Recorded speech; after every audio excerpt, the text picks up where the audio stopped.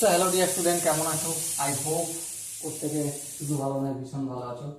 স্ক্রিনের ওপর লাভ ও ক্ষতি এই চ্যাপ্টার একটা কোশ্চেন দেখা যাচ্ছে, তাই না? এই কোশ্চেনটা আমরা প্রথমে মন দিয়ে পড়বো, বুঝবো, তারপর অঙ্কটা প্র্যাকটিস করবো। ওকে, কি বলেছে দেখো। 180 টাকায় একটি ঘড়ি বিক্রি করে 10% লোকসান হয়ে যায়। বেশ, ঘড়িটি বিক্রি করে যত টাকা লোকসান হয় তার হলো 15 টাকা, 18 টাকা, 20 টাকা আর 10 টাকা। দেখো, ঘড়িটার আমি ক্রয় মূল্য ধরছি X টাকা, ঠিক আছে। এবারে যদি লোকসানই হয়, এক্স এর সাপেক্ষে বিকৃতি মূল্য কত হবে? বিকৃতি মূল্য কত হবে?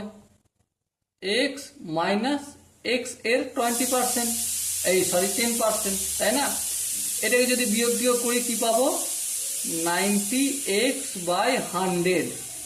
আর একটু কাজ করবো, এই শূন্য কাটবে, সো কি পেলাম? 9x/10। এবার দেখো কোশ্চেনটা দেখো, 180 টাকা বিক্রি করেছে, তার মানে এইটা সমান আমি 180 লিখতে পারি। হ্যাঁ, লিখতে পারি।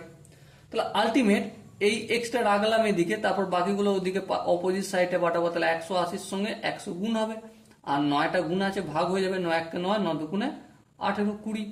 তাহলে আলটিমেট এক্স এর মান কত পেলো? 20 × 10 সমান 200। তাহলে ক্রয় মূল্য কত? 200 টাকা। ক্রয় মূল্য হচ্ছে আমার 200 টাকা, বিক্রি করেছে 180 টাকায়। তাহলে কত টাকা লস হয়েছে? অবভিয়াসলি বিয়োগগুলি পেয়ে যাব, 20 টাকা লস খেয়েছি, লোকসান হয়েছে। ওকে, সো আই হোপ অঙ্কটার প্রতিটা স্টেপ বোঝা গেছে। যদি কোনো জায়গায় কোনো স্টেপ বুঝতে অসুবিধা থাকে বা কনফিউশন থাকে, তার জন্য কি করতে হবে? কমেন্টে জানাতে হবে। ওকে, সো দেখা হচ্ছে যখন একটা সুন্দর সেশনে। ততক্ষণ পর্যন্ত ভালো থাকো, সুস্থ থাকো এবং জয় হিন্দ।